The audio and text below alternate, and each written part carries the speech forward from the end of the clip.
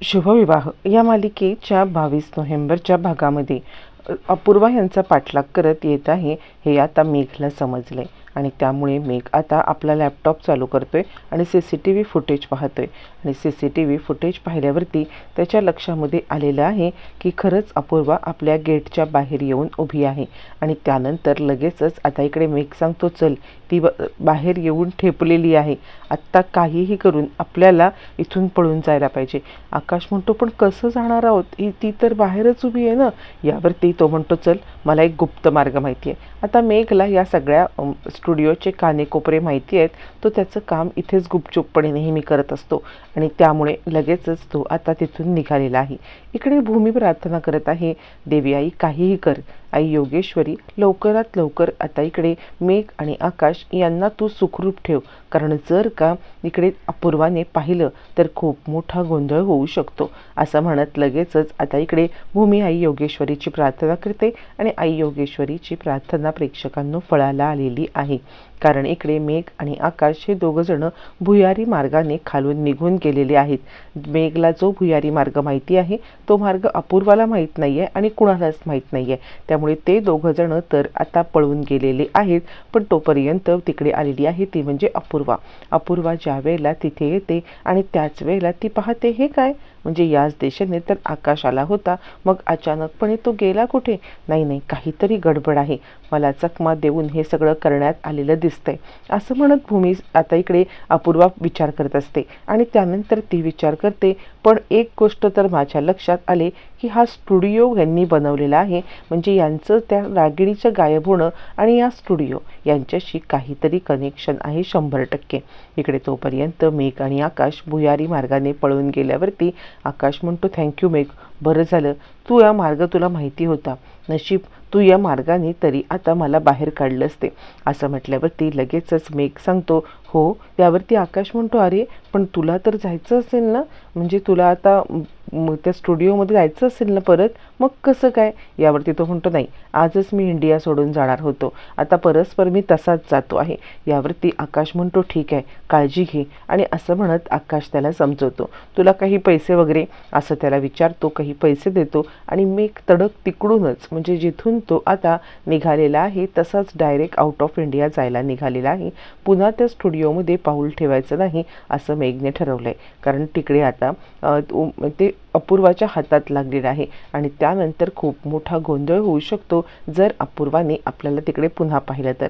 त्यानंतर आकाश मेघचे आभार मानतो आणि तिकडून आता सलग निघून गेलेला आहे. मेघ गेलेला आहे एअरपोर्टवरती आणि आकाश आलेला आहे घरी. पण निघताना मेघ आता आकाशला सांगतोय मला काय वाटतं माहिती आहे का, तू जरा सावध राहा, म्हणजे अपूर्वा ज्या पद्धतीने वागती आहे ना त्या पद्धतीने जर बघायला गेलं ना तर आता म्हणजे तुझ्या बाबतीत ती अजून इन्व्हेस्टिगेशन करणार आणि त्यानंतर तिला आता काही सत्य समजलं तर मात्र खूप मोठी गडबड होऊ शकते. असं म्हटल्यावरती मग आता लगेचच इकडे सांगायला लागतो आकाश ठीक आहे मी काळजी घेईन, तू नको चिंता करू. असं म्हणत आकाश त्याला समजवते. बरं हे सगळं होत असताना मग आता मेघला काळजी घे असं म्हणत तो निघालाय. ज्या वेळेला तो निघतो तोपर्यंत अपूर्वा हे सगळं पाहत असते. अपूर्वा पाहते की अच्छा हे सेटअप या कारणासाठी केलंय म्हणायचं तर. असं म्हणत ती इकडे तिकडे पाहते, नक्कीच इथे मला असं काहीतरी मिळणार आहे की ज्याच्यामुळे मला आता या सगळ्यामध्ये इन्व्हेस्टिगेशन करण्यासाठी खूप मोठी आता क्लू मिळेल. असं म्हणत अपूर्वा सांगते नक्कीच रागिणी पटवर्धन गायब झाले त्याच्या मागे आणि हे स्टुडिओ असण्यामागे काहीतरी नक्कीच कारण आहे. काय कारण आहे कसं कारण आहे हे मात्र तिला काही कळत नाही. फायनली आता मेघला सोडून आकाश आलेला आहे भूमीकडे आणि भूमी सांगते बघितलंच ना आकाश, म्हणजे मला तर कळतच नाही आहे की हिला आपल्यावरती कसला डाऊट आला आहे, ही का बरं आपल्या मागे इतके माणसं हिने लावलेली आहेत. यावरती आकाश म्हणतो नाही खरंच नाही मला माहिती, पण ना आता आपल्याला सावध राहिलं पाहिजे. यावरती भूमी म्हणते नाही मी एक गोष्ट सांगू का, आपण ना ही गोष्ट बलदेव दादाशी बोलूया. आकाश म्हणतो काय सांगणार आहोत आपण बलदेव दादाला. बलदेव दादाला जर का आपण सांगितलं तर त्याला बाकी सगळ्या गोष्टी पण सांगायला लागतील ना भूमी. यावरती भूमी म्हणते, हे बघ आकाश, बाकी सगळ्या गोष्टींचं आपण नंतर बघूया, पण सध्या आपण बलदेव दादाला इतकं तर सांगू शकतो की हे इन्व्हेस्टिगेशन ती करते आहे आणि ती का आपल्याबद्दल इन्व्हेस्टिगेशन करते रागिणी आत्याच्या ह्याच्यामध्ये. यावरती ती सांगायला लागते की आपण बोलूया ना त्यांना. यावरती आकाश म्हणतो, नाही, तुझं म्हणणं मला जरी पटलं असतं ना तरीसुद्धा आपण हे बलदेव दादाला बोललो तर त्या दोघांच्यामध्ये खूप भांडणं होतील आणि मला ती भांडणं नको आहेत. भूमी म्हणते, पण आकाश म्हणतो, नाही, खरं सांगू तर मी तुला पुन्हा सांगतोय, मला ही भांडणं नको आहेत आता, त्यांच्यामध्ये पण नको आणि घरामधला वादसुद्धा नको. असं म्हटल्यावर ती भूमी आणि आकाश हे आता बलदेवला सांगण्याचा प्लॅन ड्रॉप आउट करतात. आणि तोपर्यंत भूमी सांगत असते, पण ह्या अपूर्वाचं जरा अतिच वाढले, आपल्याला काहीही करून हिला थांबवायलाच पाहिजे. यावरती आकाश म्हणतो, हो, पण कसं थांबवणार? बलदेवला सांगणं हा उपाय नाही आहे. दोघंही जण विचार करतायत आणि त्यावेळेला भूमी सांगते, नाही, मी थांबणार नाही आहे, मी आत्ताच्या आत्ता जाते. पण बरं, हे सगळं चालू असताना आकाश तिला थांबवतो आणि उगाचच घरात वाद नको या कारणास्तव मग मात्र आकाश इकडे शांत बसलेला आहे. बरं, तोपर्यंत अपूर्वा काही शांत नाही आहे. अपूर्वा विचार करते, त्या दिवशी रागिणी पटवर्धन यांच्या आता मी रूमची झडती घेतली होती, तशीच झडती आता मला या रूमची घ्यायला पाहिजे, म्हणजे भूमी आणि आकाशच्या. आणि भूमी आणि आकाश ज्या वेळेला बाहेर पडलेत त्यावेळेला रात्रीच्या वेळेला रागिणी त्यांच्या खोलीमध्ये शिरले, जेणेकरून त्यांच्या खोलीमध्ये आता इकडे तिला काही इन्व्हेस्टिगेशन करता येते का किंवा काही माहिती घेता येते का हे करण्यासाठी. आणि म्हणून ज्या वेळेला आता इकडे रागिणी तिकडे आलेली आहे आणि ती आकाश भूमी नसताना त्यांच्या खोलीत येते. नक्कीच या खोलीमध्ये असं काहीतरी दडवून ठेवण्यात आलेलं आहे की ज्याच्यामुळे आता मला नक्की ही माहिती कळेल, असं ती विचार करते. फायनली ती रूममध्ये येते आणि ज्या वेळेला ती रूममध्ये येते ती पाहते की इकडे सगळेच जण वॉक करण्यासाठी खाली गेलेत, म्हणजे भूमी, आकाश, अथर्व, मानसी आणि बलदेवसुद्धा. एकटी अपूर्वा आत आहे आणि त्यामुळे लगेचच ती आता रूममध्ये आल्यावरती भूमीने तिला पाहिलेलं असतं, कारण ऑलरेडी भूमीची नजर तिच्यावरती असते. भूमीला आता इकडे ती काय करते काय नाही ह्या छोट्या मोठ्या गोष्टी आता भूमी तिच्यावरती लक्ष ठेवून असते. आणि त्याच वेळेला तिला आता समजतं की अपूर्वा आपल्या खोलीत गेले. फायनली अपूर्वा आता त्या भूमीच्या खोलीत आले, भूमीचं कबर्ड उघडले. कबर्ड उघडल्यावरती मग आता ती त्या खोलीच्या आतमध्ये पेपर काय आहेत काय नाही आहे हे शोधण्याचा प्रयत्न करत असताना तिला काही सापडायच्या आधीच इकडे आता भूमी आतमध्ये आलेली आहे. अपूर्वाने बॅग खोलले, बॅगमध्ये काही भेटते का बघते. तोपर्यंत भूमी आले. भूमीने तिच्या आता खांद्यावरती हात ठेवलाय. अपूर्वा असं म्हटल्यावरती प्रेक्षकांनो अपूर्वा चांगलीच चपापलेली आहे आणि अपूर्वा मागे वळून पाहते. यावरती आता इकडे ती सांगायला लागते, तू इथे? मी ज्या वेळेला चालायला गेले तेव्हा मी पाहिलं, ओझरतं तुला पाहिलं, आम्ही सगळेजण तिकडे आहोत आणि तू एकटी मात्र इकडे होतीस आणि म्हणूनच मला संशय आलाच होता की तू इथे काहीतरी शोधण्यासाठी आलेस 100%.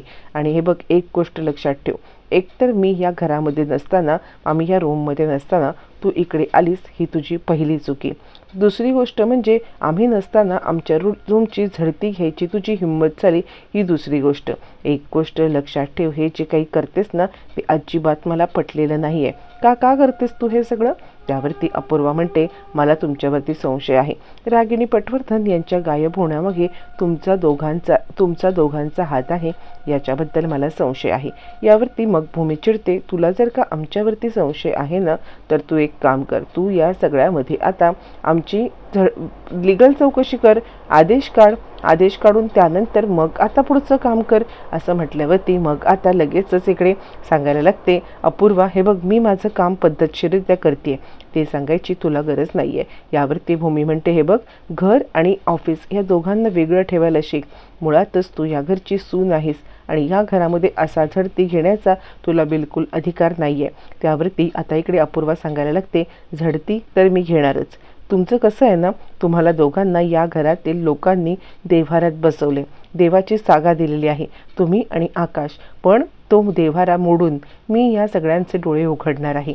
असं म्हटल्यावर ती भूमी सांगायला लागते, एक गोष्ट लक्षात ठेव, तू माझ्या कुटुंबाच्या सोबत आता काहीही करण्याचा प्रयत्न केलास तर ही भूमी गप्प बसणार नाही आहे. एक गोष्ट लक्षात ठेव, तुला चौकशी करायची आहे तर लिगली चौकशी कर. अशा पद्धतीने लपून छपून करण्याचा प्रयत्न करू नकोस, हे तुझ्यासाठी चांगलं नाही आहे. मुळातच अपूर्वा हे वागून तू आता फॅमिली तोडण्याचा प्रयत्न करते आहेस. असं म्हटल्यावरती अपूर्वा म्हणते, तुम्ही दोघं क्रिमिनल आहात, आकाश क्रिमिनल आहे. यावरती भूमी म्हणते, क्रिमिनल काय केलंय काय असं आकाशने? यावरती अपूर्वाला फ्लॅशबॅकमध्ये आपल्या कुटुंबासोबत जे काही झालंय ते सगळं प्रेक्षकांनो आठवलेलं आहे आणि तेच आठवून ती पुन्हा पुन्हा पुन्हा पुन्हा आता सांगते आहे की हो तू क्रिमिनल आहेस. आणि आता तिला फ्लॅशबॅकमध्ये आपल्या कुटुंबाच्या सोबत काय केलंय हे आठवत असताना आणि तिच्या तोंडून आकाश क्रिमिनल आहे हे विषय निघताना भूमीने तिचं थोबाड फोडलंय. पण आता अपूर्वा सगळं आठवते, कशा पद्धतीने आकाशने आपल्याला नोटीस पाठवली होती, त्यानंतर आपले वडील कसे तडफडून गेले आणि ह्या गुंडांनी कशा पद्धतीने आपल्या ह्याच्यावरती कब्जा मिळवला, या आणि अनेक गोष्टी तिला आता आठवतात. आणि त्यानंतर ती सांगते मी काहीही चुकीचं बोलत नाहीये. यावरती भूमी सांगते ठीक आहे, तुला ओपन चॅलेंज देते, तू माझं हे घर मोडूच शकत नाहीयेस. माझं घर हे अशा पक्क्या भिंतींवरती आहे ना की ती तू नीव हलवूच शकत नाहीयेस. त्यावरती ती सांगते ठीक आहे, मी पण तुला ओपन चॅलेंज देते. नाही तुम्हाला देव्हाऱ्यातून काढून रस्त्यावरती आणलं आणि सगळ्यांच्या समोर तुमचं खरं रूप आणलं तर नाव नाही सांगणार अपूर्वा. यावरती भूमी म्हणते ठीक आहे, मी पण तयार आहे, तुला आता जे काही करायचं असेल ते कर. ही आता भूमी डगमगणार नाही आहे असं म्हणत लगेचच आता इकडे भूमी आणि या दोघी जणी एकमेकींना चॅलेंज देत असताना तिकडे आलेला आहे तो म्हणजे बलदेव. बलदेव तिकडे आल्यावरती मग आता लगेचच इकडे दोघींचं बोलणं चालू आहे आणि बलदेवची एंट्री घेते आणि काय दोघी कसलं एकमेकीला चॅलेंज देत आहे म्हणजे मला तर काही कळतच नाही आहे. यावरती आता इकडे भूमी सांगायला लागते काही नाही, ट्रेजर हंट चाललंय असं म्हटल्यावरती तो म्हणतो ट्रेजर हंट काय चाललंय काय, मला खरंच काही कळत नाही. यावरती भूमी म्हणते काही नाही. अपूर्वा सांगते की आपण एखाद दिवस घरातल्या घरात ट्रेजर हंट वगैरे खेळूया. यावरती मग आता तो म्हणतो हो पण अपूर्वा आम्ही सगळे बाहेर असताना तू या रूममध्ये काय करतेस? अपूर्वा म्हणते काही नाही, भूमीसोबत बोलायलाच मी आले होते असं म्हणत ती आता सारवासारव करते. पण कुठेतरी आता बलदेवच्या मनामध्ये संशयाची पाल चुकलेली आहे की काहीतरी गडबड आहे, अपूर्वा इथे का आली होती. आणि त्यानंतर तो अपूर्वाला घेऊन निघून जातो. पण भूमी प्रेक्षकांना खूपच हादरलेली आहे. भूमीला कळतच नाहीये की कशा प्रकारे आता या अपूर्वाचा शोध आपल्या आयुष्यातून थांबवायचा आहे. मग भूमी खाली आल्यावरती भूमी आता आकाशला सांगते आकाश खूप मोठा प्रॉब्लेम झालेला आहे. खरं सांगू का तर हिचं वागणं आहे ना हे जरा अतिच झालंय, आपल्याला ह्याच्यावरती आळा घालायला पाहिजे. मला काय वाटतं माहिती आहे का, ती रागिणी आत्याचा शोध घेतेय इथपर्यंत ठीक आहे, पण ती फक्त रागिणी आत्याचा शोध घ्यायला आलेली नाही आहे. मी खरं सांगू का तर आता ती रागिणी आत्याचा शोध घेण्याच्या पेक्षा आपल्यावरती सूड उगवायला जास्त आले असं मला वाटतं.